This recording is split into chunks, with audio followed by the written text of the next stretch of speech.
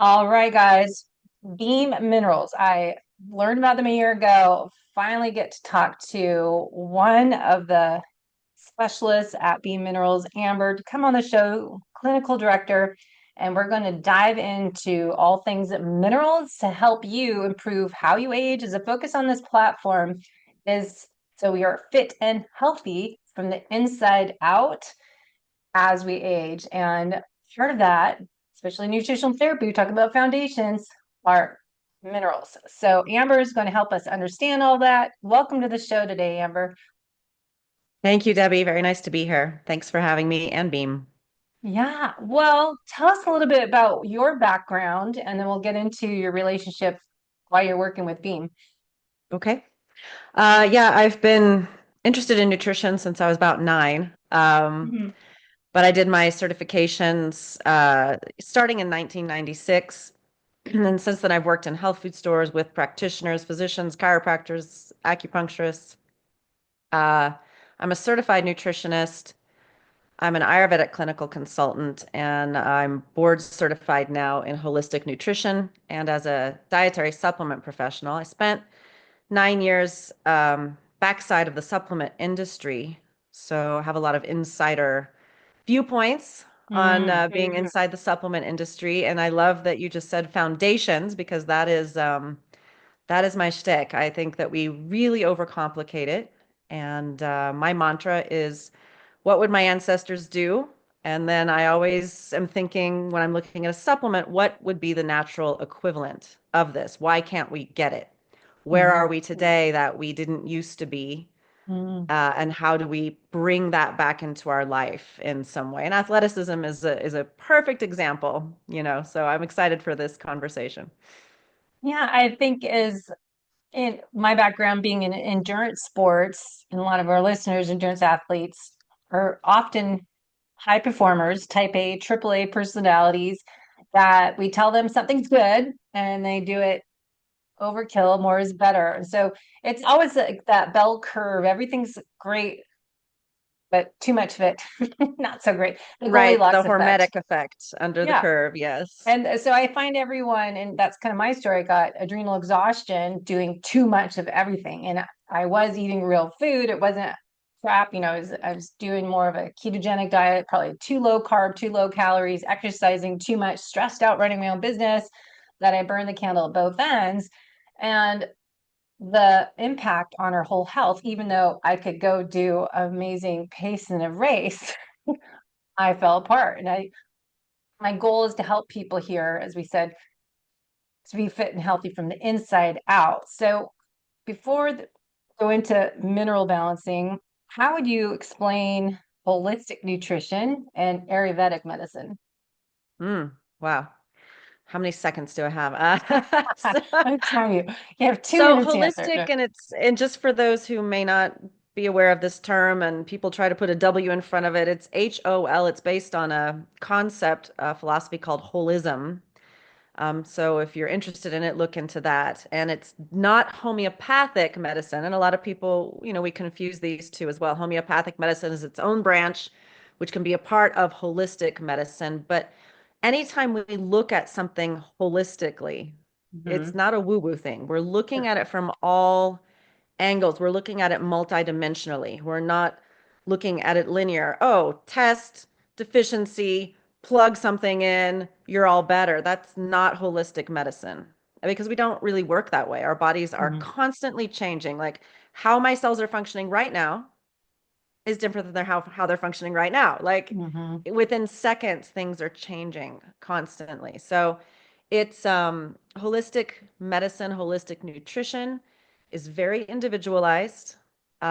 We look at biomarkers, but we have to look at the whole being. And Ayurvedic medicine fits perfectly into that because Ayurveda is thousands of years old. But I just want to let people know, like, more than 2,000 years ago in Ayurvedic medicine, they were doing gallbladder removals, appendectomies, cesarean surgeries, opening up the brain, letting out pressure. I mean, just there were already great technologies in medicine thousands of years ago. A lot of it is not written down, a lot of it is written down.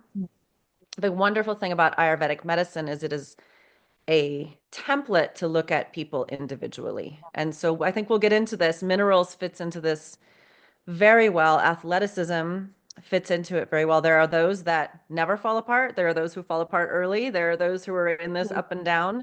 And Ayurveda gives us a lens with which we can see who is best suited for what and why, and how to support someone who's maybe born not best suited for endurance athleticism, but really wants to do it. How would we support them in that? Hmm. So the two go together very beautifully. For me, Ayurveda, I'm not taking your pulse, looking at your tongue. I could, but it's a lens through which I see the entire world. We were talking about where we live, and you were saying a lot of people have Montana as a backup plan. I said, watch out for the winters because some people are just not suited in Yeah. their constitution to live here, and it will make them sick. Period. Hmm. So you said the word constitution. That's part of Ayurvedic medicine, right? What constitution? Because I've heard that many Right. times over the years. Well, I'm using a more mainstream word, constitution, also a word that was used a long time ago by our grandparents, right? Oh, a weak constitution, a strong constitution. And that word and that concept comes out of Greek medicine, which comes out of Ayurvedic medicine. And so in Ayurveda, the constitution is called the dosha. Mm-hmm. And it really tells us, we want to know how a person is born and what their dimensionality is when they're born, and then how life has brought them into a particular doshic imbalance that is potentially the cause, the root cause of their complaints, their ailments, their illnesses, their struggles on all levels, mental, emotional, physical, spiritual. Hmm. I just always find Ayurvedic medicine so interesting. It's very much passion of mine to kind of figure out all from my own experience. Why did I break down and other people still continue to race Ironman? And 10 years ago, I'm struggling and I'm still not 100%, that some people do well. So how do genetics come into play with all this? Anything? Well, that's actually really interesting. There is a whole Ayurvedanomics field now where, especially out of India and I think England, there are tremendous studies that are pairing genetic testing with Vaidya. So you take a very skilled Ayurvedic doctor who will do the pulse, the tongue, the eyes, the whole thing, the Ayurvedic astrology, just do the whole thing, come up with a summation of this person, and then they'll compare it to the genomics and come out very equivalent. What Ayurveda gives you that genetic testing doesn't is how that is playing out in the world, how that is playing out in your environment. So you can look at with genetics what your predispositions are. That doesn't mean every little phenotype is switched on. Ayurveda deals with the epigenetics. How is your environment flipping those switches for better or for worse? And how Mm-hmm. can we alter the environment to get the best out of the particular genetic blueprint that each of us has? And Ayurveda, what's wonderful about it is it doesn't say this is good, this is bad. It's about this is what is. You know, Debbie cannot change herself from the constitution that she was born with. You just can't. And so accepting what is, knowing what you want to do, and then working on the parameters to support that is much better than just blindly plowing ahead and being like, willpower, I will do it. And this applies to everything. It applies to people trying to get in shape, get up off the couch, people trying to lose weight.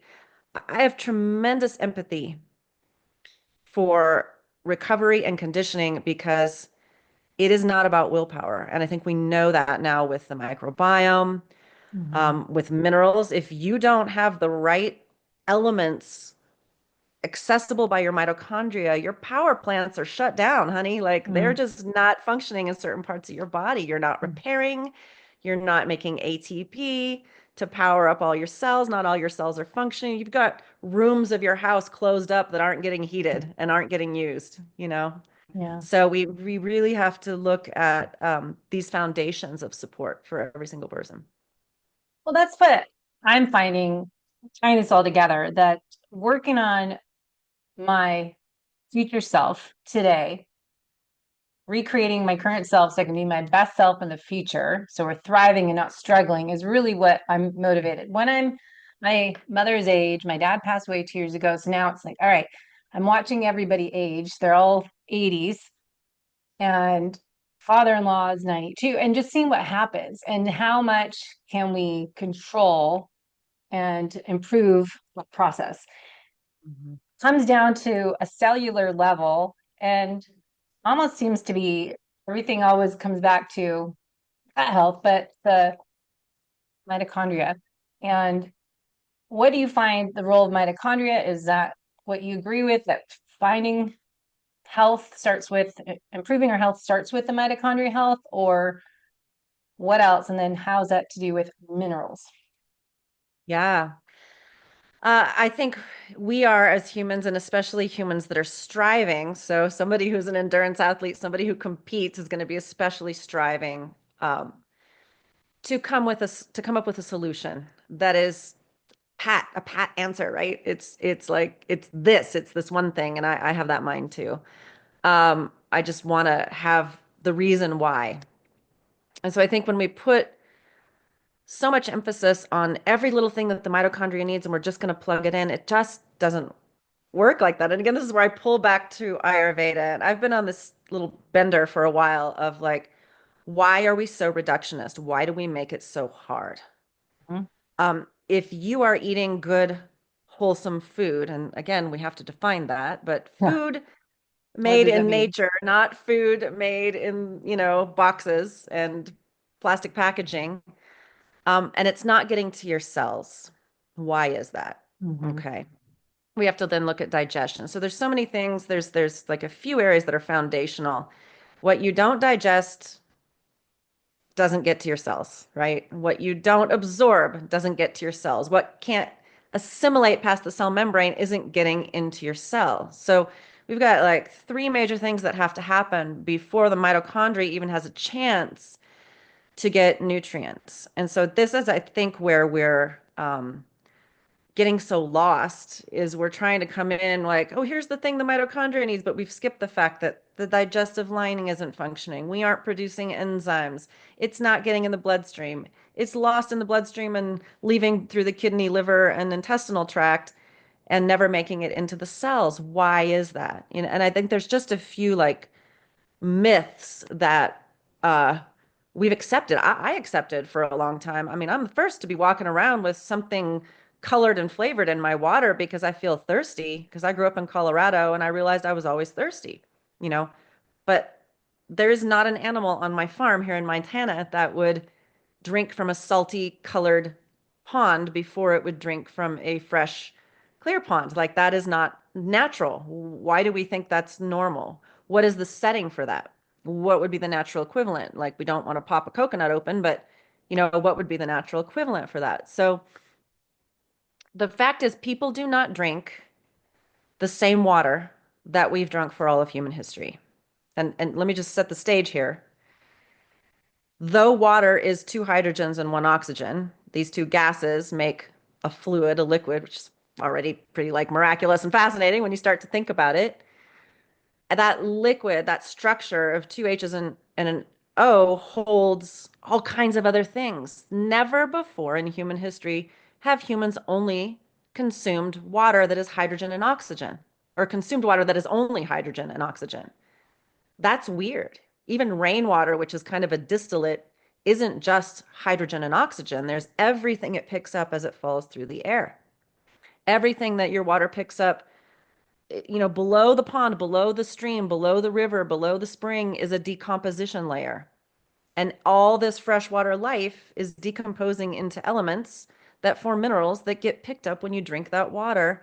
Now, I'm not saying people, please don't run out and start drinking from streams and arroyos and no, but that's just it. We don't do that. The best somebody gets is a well water that they don't filter and treat. Or they buy a spring water from some other country, right? I mean, I've done it all, believe me, and I'm sure you have too. But we don't have access to that anymore. And we're drinking all this super filtered, augmented, pH adjusted water that is basically just hydrogen and oxygen, or super hydrogen or super oxygen, and forgetting that. our basic health is based upon water that contains other things in it. It's nice to know what you're getting. People used to just gamble, right? There's civilizations that had amazing water and they live longer. Isn't it the Hunza? Can't Yes. remember. Somebody's going to get me. I can't remember which mountain Yeah. range. Ural Mountains, maybe. Hmm. You know, living really long lives in a really difficult climate. They say, oh, it's the water. So we're going to go put a plant in and suck all the water out and ship it to, all of us here in the US to try to live longer. But it's everything, right? It's everything all together. If the minerals can't get in your cell and they're outside your cell, they're going to cause your cell to lose water. So you're dehydrated. Dehydration and mineral cofactors for any enzymatic or chemical reaction that happens in the body, these are the two crucial elements of repair for our Mm. body. And so many of us are dehydrated even though we're drinking. We're like, oh, my urine's clear. I flood irrigated my my body and my urine's Yeah. clear. I must be hydrated. Why do I feel so parched? Why is my skin dry? Why are my lips chapped? Why do my kidneys hurt? Why did I get kidney stones after CrossFit, a week of CrossFit? All of these things are pointing to you're not hydrated at the cellular level. The mineral has to get in the cell. It has to be in balance with other minerals, other elements. You Hmm. can't just hyper supplement one thing. This is the difference between true holistic medicine and sort of linear natural medicine, Hmm. which is a lot of what we all practice and what we get at a health food store. Yeah. So, what is the secret to get water into the cell or hydrate our cells? So passive diffusion is most of what we talk about as opposed to active diffusion. Water is going to go in and out of our cells passively based upon the balance inside the cell and outside the cell. There, there are active uptakes in various parts of our body, but more or less every single cell is bathed in fluid, right? And I give sort of the example for people who live in apartment buildings like I used to in Brooklyn, New York. Every single apartment is pegged next to the other one. Well, that doesn't happen in the body. There's fluid between every single apartment, every single Hmm. cell, right? There has to be because that is the highway of transportation. And so now we come back to Ayurvedic medicine. Fluid, water, is for transportation. And fluid bathes every single cell. And in that fluid is nutrition and toxins, sorry. And it is going to either get in the cell or not get in the cell. What doesn't get in the cell eventually makes it through the kidneys. Some of it may go back into circulation, some of it may leave your body, right? Some of it's going to go back in the bloodstream, go through the liver, get pulled out, go into the intestinal tract. So there's all these different ways that we eliminate or even waste. We waste a lot of nutrients because they don't get in the cell. Hmm. A lot of our supplements we waste because they don't get in the cell. And then certain supplements get in the cell, but they're being forced in there because we know how to get them in the cell. And now we have an excess amount of certain things which will oppose other elements and other minerals that we need. A great example, magnesium is all the rage, and I know it's a natural short-term solution for a lot of things, a headache, a muscle cramp, energy drop. But when we attach magnesium to a single amino acid like glycine, sure, the cell's going to take it in. The cell's like, glycine, I need it for everything. Okay, come on in. But tell me, where in nature, in the food that we eat, is magnesium ever only bound to one single amino acid?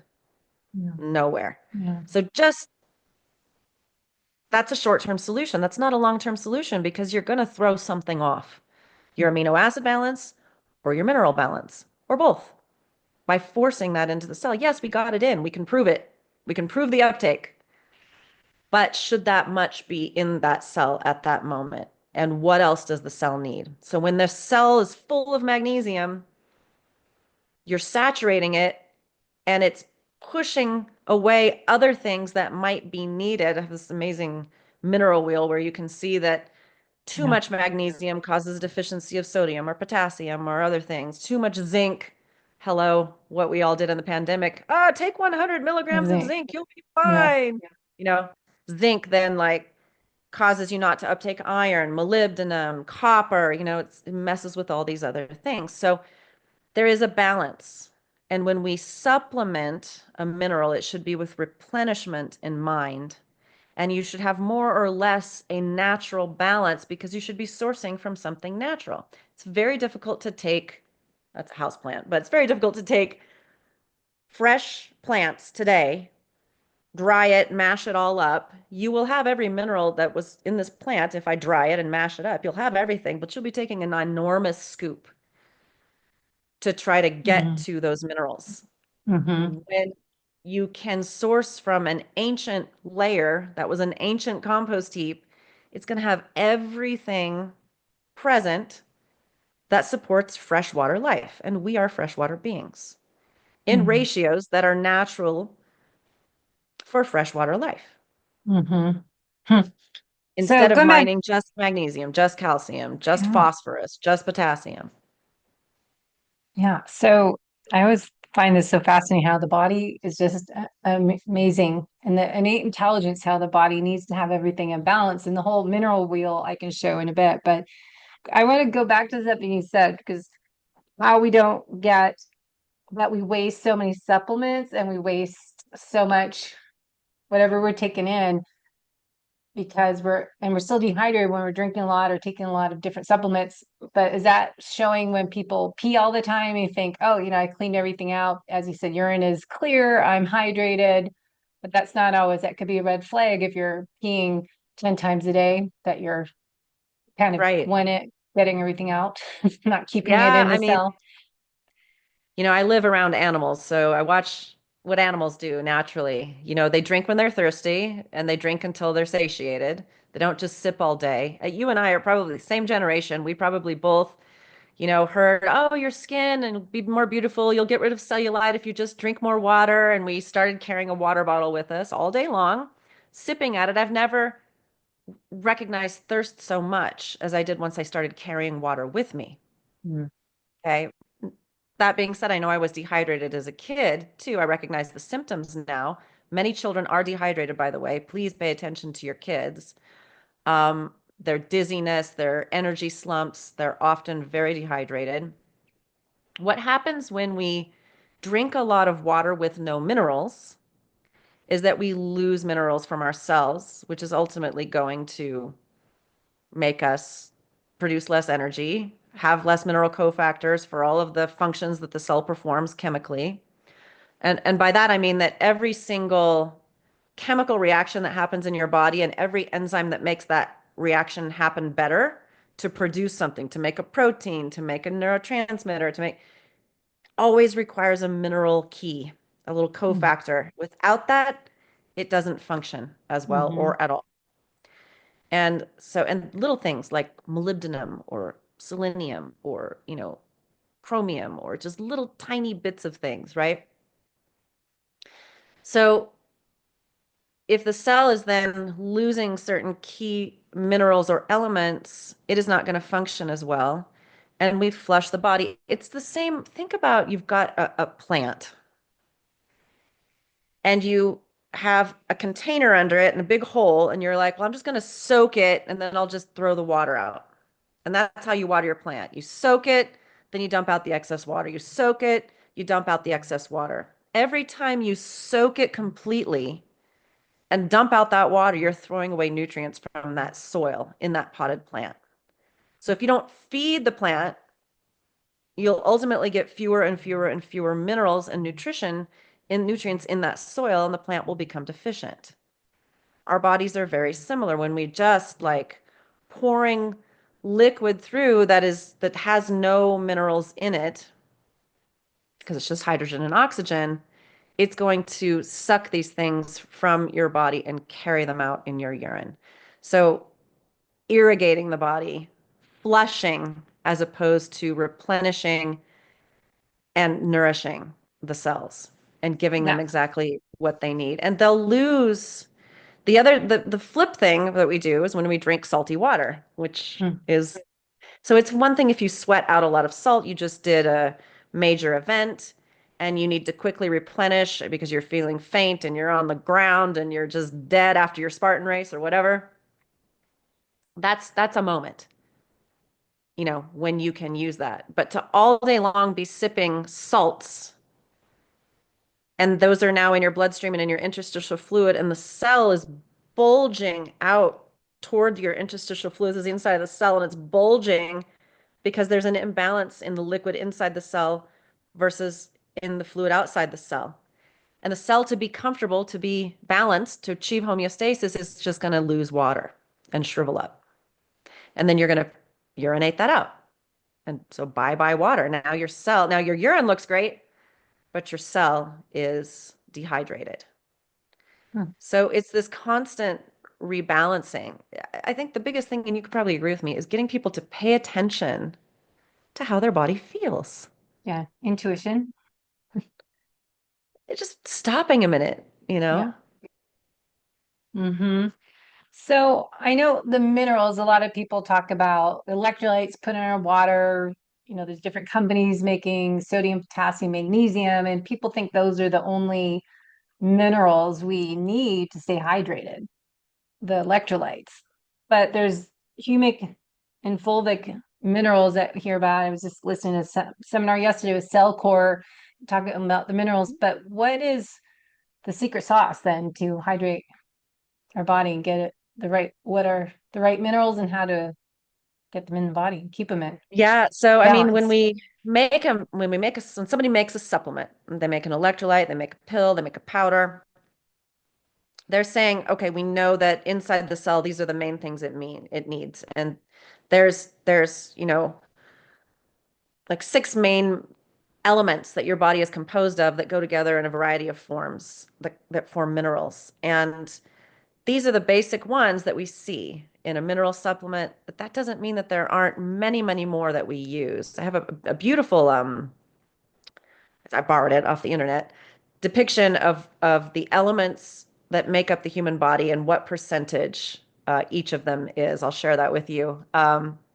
Because you'll see, yeah, the top six elements that make up many of the mineral blends, many of the electrolyte blends, because we know the cell needs more of them, that we are made up mostly of those. When you take out the hydrogen, the nitrogen, the oxygen, the carbon, then we get into the magnesium, calcium, phosphorus, chloride, right? Sodium. We get into these basic elements. But they've got to get into the cell, and there's this whole journey. Every time we swallow something, we need to remember it's still outside our body. It might have disappeared in your mouth, but it is in a tube where it is not inside of you. Mm. You're sort of this inside out tube. It has to get into you, so past the lining of your esophagus, your stomach, your intestinal tract, into capillaries, transported in the bloodstream. From there, it has to get into the fluid in between cells in a tissue. Mm. And then it has to get into the cell in a tissue. And then some of it has to get past the mitochondrial membrane into the mitochondria. So there's this whole arduous journey. Mm. And I guess for me, it's always about going back to what is most natural. Um, there are minerals that are bound to brown rice protein or pea protein. This is humans remaking a mineral and concentrating it by attaching it back to amino acids that come from food. So this is a reverse engineering on nature, right? And Yeah. those are pretty good if you're having to take like a multivitamin mineral formula. But what we offer with fulvic and humic mineral complexes is something that was us, that was freshwater plants, freshwater animals 65 million years ago. Giant compost heap from a major extinction event, the meteorite that hit the Yucatan. And all of that crystallized and fossilized and concentrated into just its elements attached to these amazing molecules that survive eons, which are called fulvic and humic. And they retain their functionality. Fulvic is especially fascinating It's tiny, it's smaller than a cell. It gets to go in and out of a cell at will because it is what is called a flavonoid. Most famous flavonoid of the last 4 years, quercetin, right? Mhm. Yeah. Quercetin with zinc and so many supplements for immune support because quercetin is a flavonoid. It's an ionophore. It takes something with it into the cell, and in this case, it was zinc. But Fulvic in these products takes every single element or mineral complex that is in that layer that we extract into an ionic suspension into hydrogen and oxygen, right? It takes it with it into the cell, drops it off, lets the cell pick up what it needs, picks up what's free, leaves the cell, drops it off, lets Humic pick up things and take them out of the Mm. body. So there are these technologies that have existed for always in that on this planet we have to be alive and then we have to decompose and then we are Mm. alive and then we decompose and then we're alive and we're decomposed. Everything is reused. Mm. Yes, you are stardust. You're also dinosaur poops. Yeah, that's true if We're you think all about those it. things. Yeah.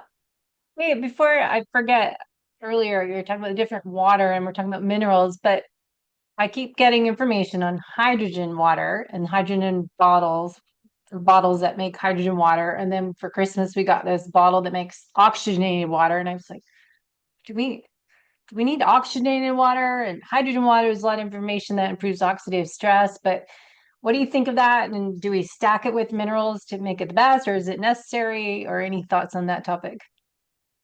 Yeah, and I'm not here to shoot any theories down. I think Yeah. all of these are people like us trying to hack back into natural living.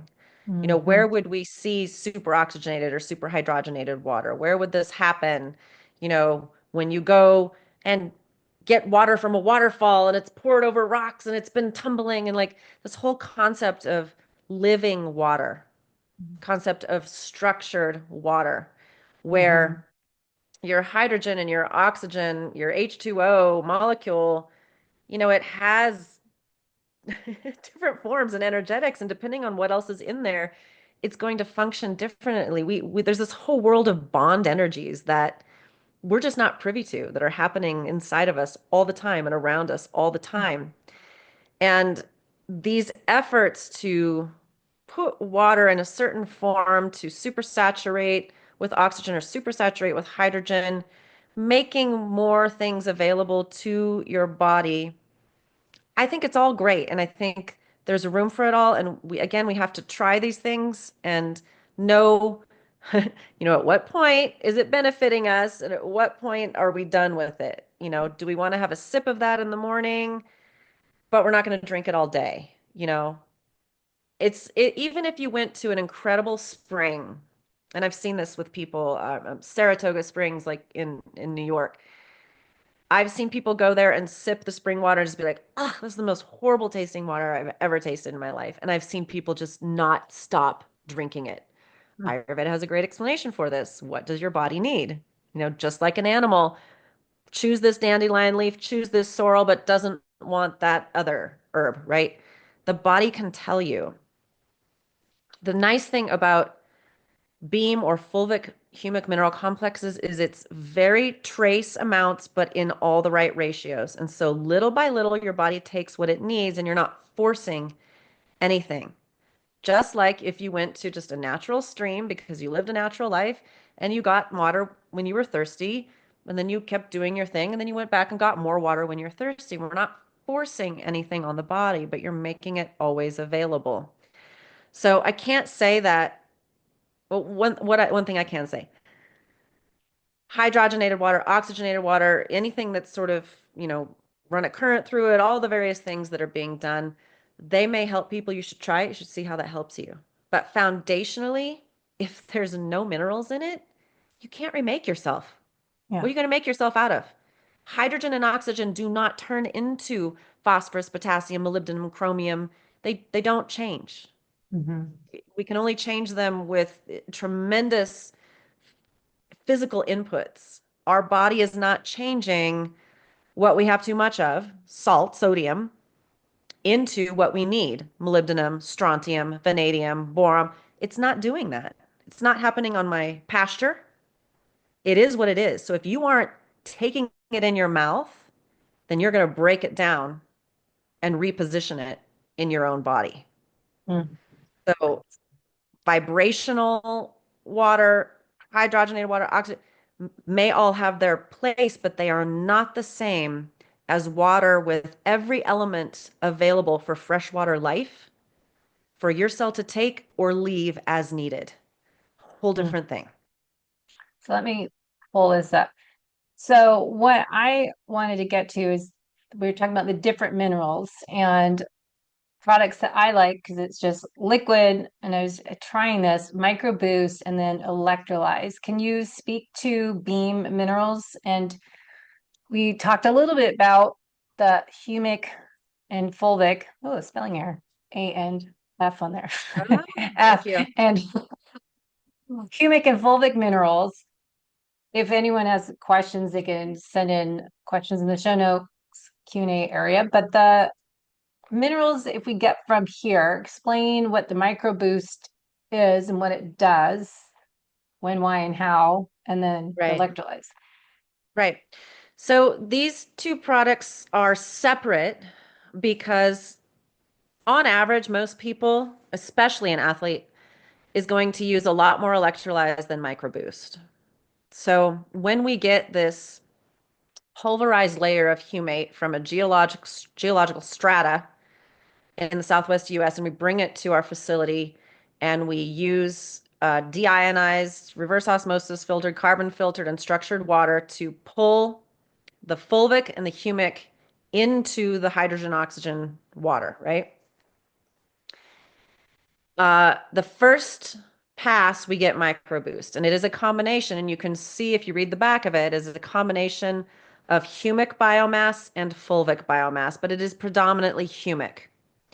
Humic is a large molecule. It latches on to anything that's highly charged or sticky. It's nature's janitor. It's like a big ball of Velcro of this very complex molecule that floats around in every fluid in your body when you've taken it in through your digestive tract, and it can be easily absorbed.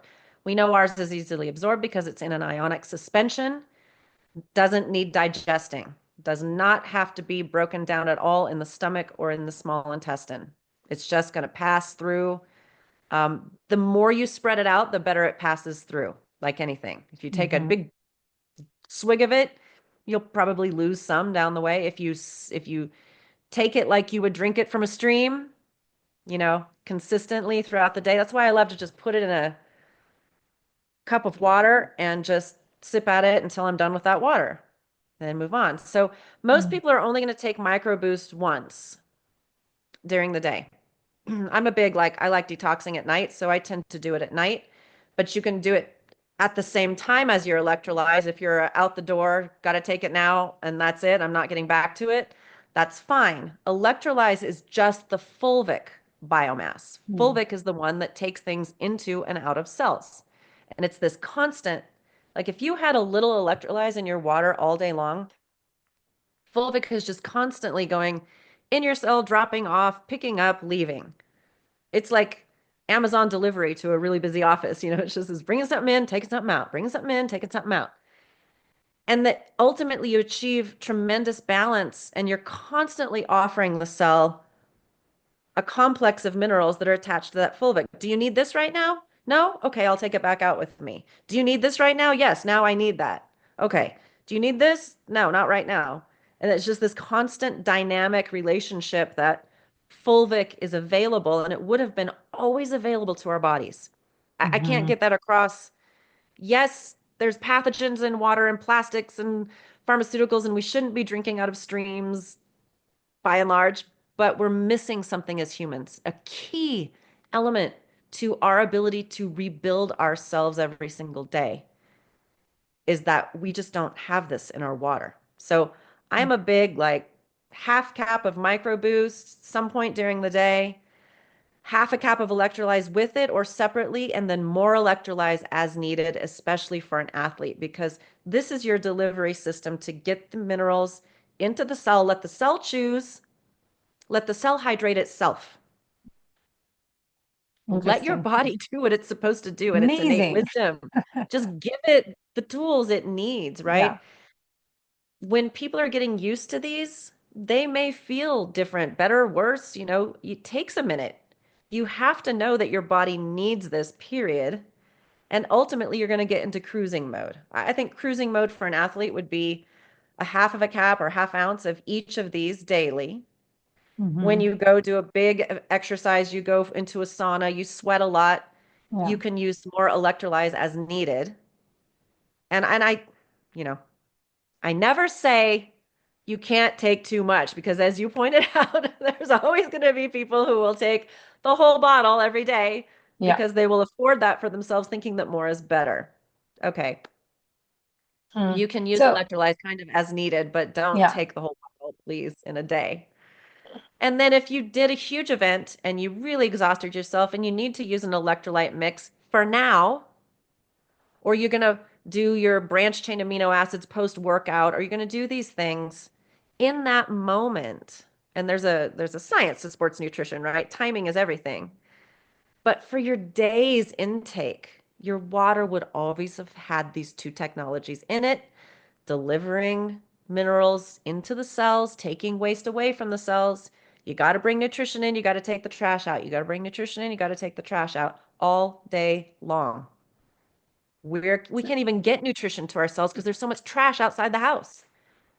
so For nutrition some, in, trash out. So the fulvic is in and out of cells to get the minerals in and out of the cells. And then the correct? humic is taking the garbage out It takes the or garbage how? away from your house. Like the big garbage truck took my trash today, but if it didn't, I'd have to bring it back. Then it would sit in the barn.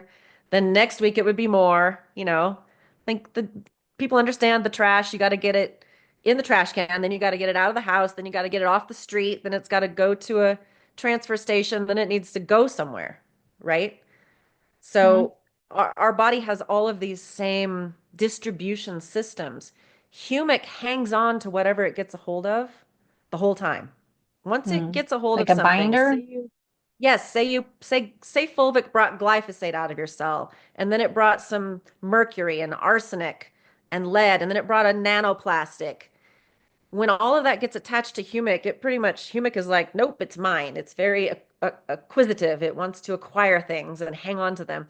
And it's a question of bond energy and charge. Mm. When humic reaches a certain heaviness, a certain molecular weight, not all sites have to be attached to something, but it has to be heavy enough. It falls out of suspension in your fluids. When it precipitates, now our lymphatic system wants to eliminate. That was the next question. So is So that the cool binding and through the lymphatic flow and we urinate it out or sweat it out? So that's the neat thing about lymphatics is that we'll cry it out, we'll snort it out, we'll breathe it out. It'll come out in earwax, sebaceous glands, so your pores, if you get a little pimple up in your nose when you're eliminating something, palms of your hands, soles of your feet, all your sweaty areas, vaginal secretions, seminal secretions. There's even you even your lymph can push things into the intestinal tract as well. So the great thing about humic is it helps us and nature eliminate through multiple pathways. And nature meaning the wild around us. When they use humic in a water ecosystem to bind up some arsenic poisoning from a mine or some glyphosate poisoning from agriculture, atrazine poisoning, it will settle out. In us, when it settles out, we eliminate it through these different pathways. So you're not entirely relying upon kidney, liver, intestines to eliminate with an ionic humic suspension. However, you are relying on the lymphatic system. Not such a big problem for athletes. They're moving all the time. But for people who are lymphatically congested, people who just work at a desk all day, we want to get the body moving. So breathing Gotta have. exercises, a It's my 5-minute rebounder walk, down there. That 10 thing? squats, a rebounder, thank you. Even if you were wheelchair bound, if you can Yeah. sit on the edge of a bed or a rebounder, I mean, Counts. I can do it on my couch. I can sit in a chair. I am moving my Hmm. lymph right now. Lymph Hmm. does not move with the heartbeat. The heart is not the pump for the lymph. Physical movement is. So again, what would my ancestors do? What is the natural equivalent? We moved. If you didn't move, you died.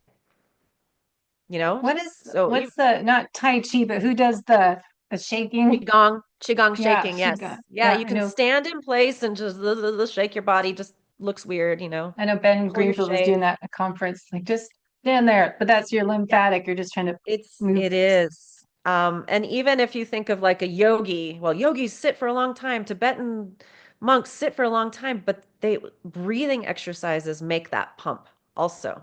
So even if you're a sedentary person, even if you're wheelchair bound, even if you're paraplegic, quadriplegic, I mean, there's no reason not to move lymph. There's a way to do it.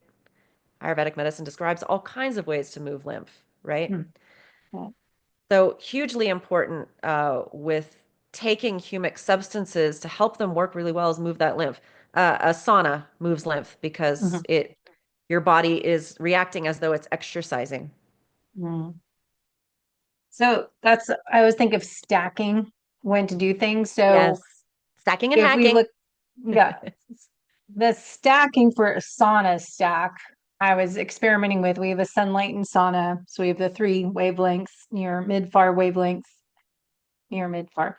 That if you take whatever sauna you have, something as this beforehand in Yeah. water, or do you have a protocol? And do I Yeah. take Yeah. some I think, glutathione? I mean, what's this yeah, I experiments did you do? can't give a What have protocol per you done? se, but what we think about with these two substances, the two liquids, which are the base for everything, they're the base for the pet products, they're the base for the spray even. So these Yeah, two products are the main thing. There's no let's go like back. separate lineup, right? Humic before a sauna is great. You know, you're getting ready to get in the sauna, take at least 4 ounces of water, add your half ounce of the micro boost, and, you know, get that comfortably into your body before you go into the sauna. I don't know, 30 minutes before. I'm just throwing an Yeah, idea out there. You know, you could just bring it in and drink it suggestions. while you're in We're the just sauna. suggesting. Yeah, Yeah. or bring it in with you. I mean, I know you want like a rigid, exactly 15 minutes and 34 seconds before No, entering the no, no, sauna, no. but a lot of people do want that. You know, Yeah. I'm a little bit more like, how do I N feel equals it? one.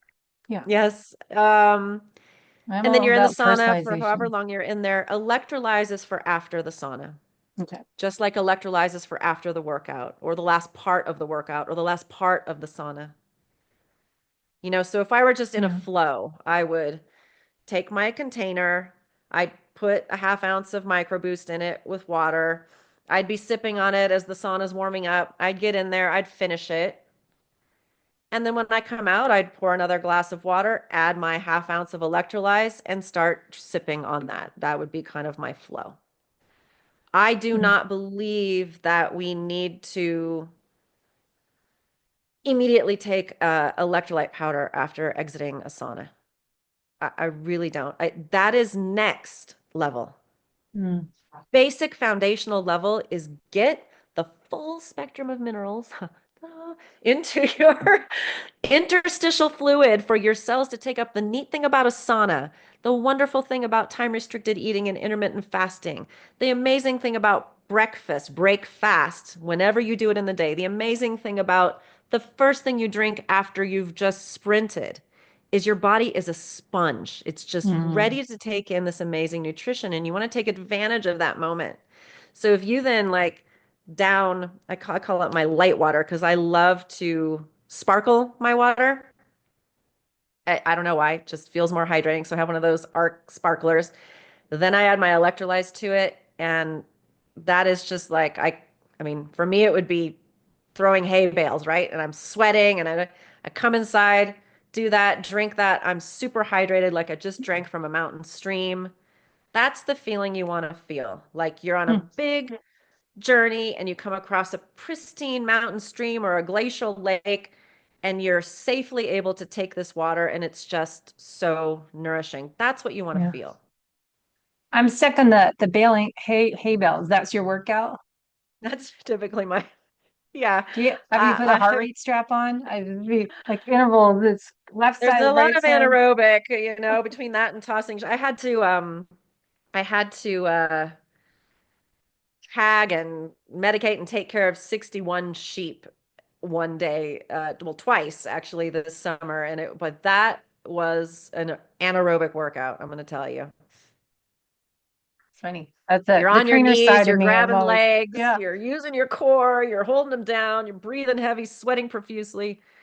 Yeah, it was like pushing tractor tires around That's what in a I CrossFit say, club. different topic, but exercise doesn't have to be going to the gym, that you're outside in your yard, or I was moving decomposed granite DG bags, 30 of them, one at a time upstairs in a hill. And so exercising, oh, Well, I love nutrition's more Mark powerful. Sisson for sort of Yeah, longevity strategies. Move a lot, lift heavy things, yeah, just don't let any moss grow on you. And if you don't walk at all, walking to your mailbox is already better than I what you were know. doing before.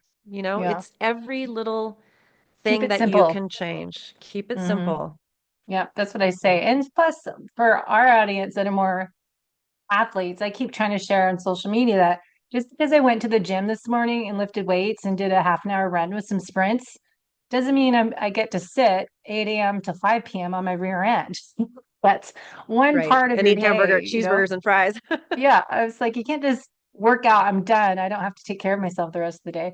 So, anyways, Oh, I wish I if could give people my lifestyle, and what I'm giving farm them life. is hacks into getting Mm-hmm. that lifestyle. I can't tell you the difference being on well water that I don't treat, then Mm-hmm. adding B minerals to it, and bathing in well water, and being physically active on the land all day, and interacting with gentle animals, Yeah, and eating animals, the food that I therapy. grow. I mean, I'm lucky. I've Yeah. cultivated this because I believed in it. But I will tell you, there's a huge difference. Getting out, even in the winter, to get real light on my eyes. It's not an angle. I'm not going to get tan. I'm not going to make vitamin D, but I'm getting light on my eyes because I have to go outside every single day, no matter the weather. I have to drag hay around in the snow. I have to pick up an animal sometimes. I have to push wood around. There's Mm. just things I have to do. And yes, I could cultivate my body and shape my body more specifically by going to a gym. But the natural lifestyle I have access to, Yeah. even though I'm always been a health nut, is so different than living in a city and trying to hack into it. You know, Mm. we will do the best we can. Debbie and I, we will help you hack into these natural ways of living wherever you are, whatever apartment you Mm. live in, whatever inner city you live in, but you cannot ever fully achieve what you can get in nature. That's so true. I mean, I'm just laughing, thinking what we're doing in the gym is mimicking what you're doing in real life. And that's if you listened, I read a book in college when I did actually a science degree that studying how strength training came about. Do you know the story of how strength training? It was a cow. The guy lived on a farm, had a calf, and he kept picking up and moving, carrying the calf, and then the calf kept getting growing. And so the guy kept getting stronger, and that was a theory of how we got into getting stronger was having a baby calf to a cow, and the guy kept lifting them. But I just always we're remember mimicking you. we are mimicking, yes, I just always remember Conan the Barbarian, the first Conan the Barbarian with Arnold Schwarzenegger. And I don't know, this was again I watched it as a kid, and he was kidnapped and enslaved, and he had to push this mill all day long. And they show him as a Oh, child, and then a teenager, and then a mm, young adult, and he just keeps getting bigger and stronger because he had to do this labor all the time. And I always think about that's that funny. with like Yeah. strength training. And the great thing about a gym is you can go and you can work specific muscle groups, you can do repair, you can do therapy. I'm prone to hurting myself because I'm like, gotta get this lifted. But if I combine strength training with work on the farm, it's the perfect Hmm. combination. Yeah, I have to watch my. Yeah, you're There's a lot back. of I strong would. farmers around here with really messed up backs. They can throw hay bales all day, but they're messed up. Yeah, I bet it can be dangerous because I know we, yeah, get tweaks in our backs when we're working in the yard easily. So going back to the website, people can look up, there's different categories. Is there any difference if we should send people to look at nutritional benefits? If I click on here, athletes, women, are we different than So, men? Seniors? any product that you're going to see for sale, these are claims that we can make based on the elements and minerals that are in there and how they interact with the body. And, just like Ayurveda, just like astrology, you're going to click on the one that applies to you, right? But then, we just have to employ a little bit of common sense. And again, I'll We'll share forget with that. you. Oh, yeah, forget that. We are made up of, I don't know, 46 some different elements. Yeah. And so I was a trying to lot pull of up them the are, mineral wheel. yes, oh God, and this is a more complicated one. And we maintain them in certain ratios. And the arrows in this mineral wheel point from one element of the periodic table to another. Sometimes the arrows point both ways. So like for example, Mhm. between sodium, it's interesting, sodium and lithium. Let me choose a more common one. Let's say between magnesium and Mm. selenium, it's pointing both ways. Is that right? Thank you. So magnesium and selenium have the ability to oppose one another. Too much selenium, and you might not be able to absorb or utilize magnesium. Too much magnesium, you might not be able to absorb or utilize selenium. A great example, like I was making, if we look at zinc here, and everybody was sort of encouraged to hyper supplement zinc for fear of Mhm. dying during the pandemic. What we saw later was all different kinds of anemias from the opposition on not just iron, but copper and molybdenum. Copper, molybdenum, zinc, and iron work together to give you this oxygen transport in your hemoglobin, Mm. which is how we define that you're anemic or not anemic, you're transporting or not transporting oxygen. Anemia is not just a deficiency of iron. You can't just say, oh, your hemoglobin is off, your hematocrit is off, your ferritin is off, and just start supplementing iron. There's so much more to it. And so, again, what we seek to do with beam minerals is take a natural substance from a freshwater fossilized layer and provide baseline replenishment to the body before we even go in and figure out what other super supplement we need on top of it. I Mhm. mean, I came to Beam Minerals asking questions about Shilajit. Shilajit's Oh big in yeah. the athlete world, the biohacking Mhm. world, the pineal Females. flossing world. Hey, I'm into all of that. And believe me, as an Ayurvedic practitioner, I'm very interested in Shilajit. However, it number one is not sustainable. Mm. The dangerous lengths that people go to harvest Shilajit high in the Himalayas because the Himalayas upthrust 45 million years ago, and that layer of Shilajit was made 65 million years ago down here. Now it's up here. Now people have to risk their lives getting it. What you're getting, you Mm. don't even know. Um, it's the same thing. It's full of humic and fulvic complexes, but you have to Mm. digest it. It tastes Mm. very strong. I won't say terrible. It tastes very strong. So not everybody's going to take it, and you're not taking it all day.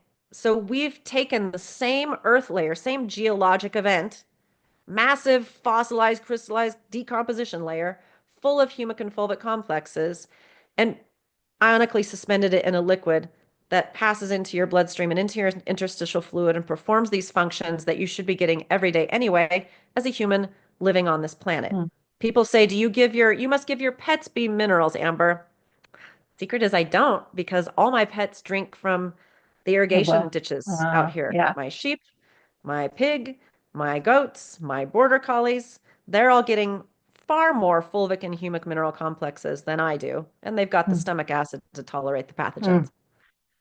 That's a always a slide in my programs is that why animals can eat contaminated water because they have the stomach acid that we don't have as strong that as they do to not digest that or intake the parasites that it might be in water, like bad Yeah, eating bacteria. your Wheaties kind of destroys your stomach's need for stomach acid. So, we started eating cereal as kids and we just our body was like, why make acid?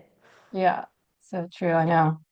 So last little bit here. I really find this interesting. It's not just electrolytes, but we're looking at trace minerals, micronutrients, amino acids, and some B vitamins in the microboost and the electrolytes. Is there just like ingredient list or the back of the label that So back of the label, and we can provide a certificate of analysis, which will give you every single element that's in there in parts Mhm. per million. So realize we're not compiling this. We're not like a little of this, a little of that, a Yeah, little. it's We are natural. not You can't compiling measure it. it. We are extracting from a humate layer Hmm. in reverse osmosis, deionized carbon filtered water.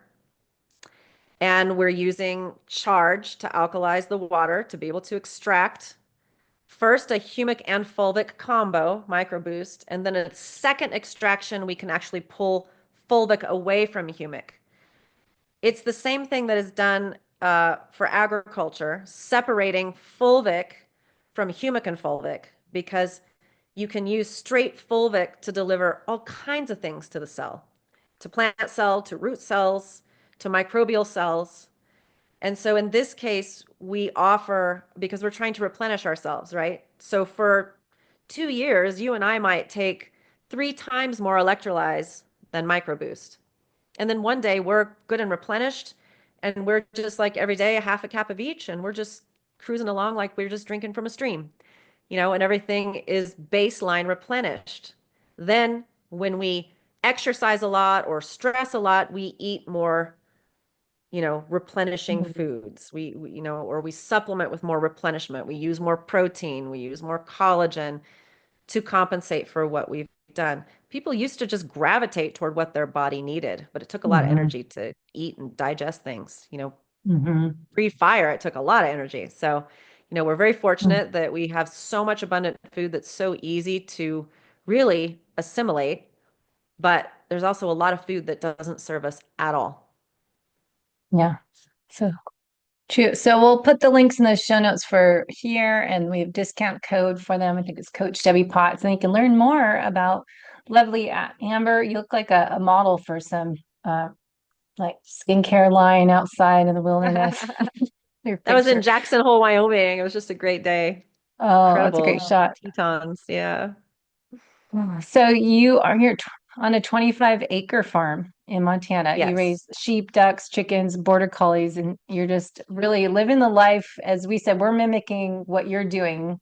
We're kind of ancestral lifestyle, what Mark Sisson talks about. And he has a new book. We just Yep. interviewed him Just on trying Born to to Walk. put, Yeah, yep, just that's living that's life. that's right. But I'm all about trying to help people access that. And it was amazing to find Beam because my biggest hang up was, what do I do about people's water? How do we make Mm-hmm. water what it was supposed to be? Mm-hmm. And nobody's gonna like, hardly anyone's gonna take a terracotta pot and structure it, and we just, nobody has time for that. So this is a very good hack to restore water to what should naturally be in it, minus Okay, the this pathogens. another question, hopefully, I don't know, short or not, but you mentioned structured water, and we did a whole podcast on this. So would you explain structured water real quick and how that's related to being minerals? Because we don't really I'm say. not an expert, but water, so that, I mean, it goes back to this idea that natural water would have tumbled over multiple structures. That tumbling, that physics alters the bond relationships between your hydrogen, your oxygen, and your two hydrogens, right? Your little pyramid here. And depending upon the stress that is created by those molecules being in particular alignment, water will take up more or less. Like there's water that you drink that doesn't do anything for you. We've all experienced that. There's water that you drink the same amount of that just makes you go, ah. And it's not just about the minerals in it, it's about the structure of that water. And so there's just a whole movement of physics that is about changing the bond energies of the relationship between the oxygen and the two hydrogens. And in our case, that makes it capable of bringing these fulvic and humic mineral complexes into the H's and O's and having everything interacting together. Hmm. The And there's holistic a lot of studies approach. that show like they freeze structured water so you can see the crystalline structure is Hmm. different than water that's not structured, for example. Huh, have to look that up. Always so interesting. And I think it's going back to the foundations for us to be fit and healthy from the inside out at a cellular level so we thrive as we age and not struggle and taking ownership of our health now, because these are simple choices that only ourselves can make, because it's how we're showing up to life each day and our routine, how we start the day and end the day, and what we're doing throughout the day, but what we're drinking and hydrating and how we're nourishing our body at a cellular level. And that's what I love what you're talking about in Ayurvedic medicine. It's kind of coincides with nutritional therapy practitioners. We learn all the foundations and just start with restoring the body's innate intelligence, finding balance, homeostasis. So I love just going back to simple things as being minerals, I how much it just can spent help. so many years making it complex, and I just feel like keep it simple, Yeah, sister. I know, right? That's my mantra. Just keep it simple. Do not make it so overwhelming and just start with the basics and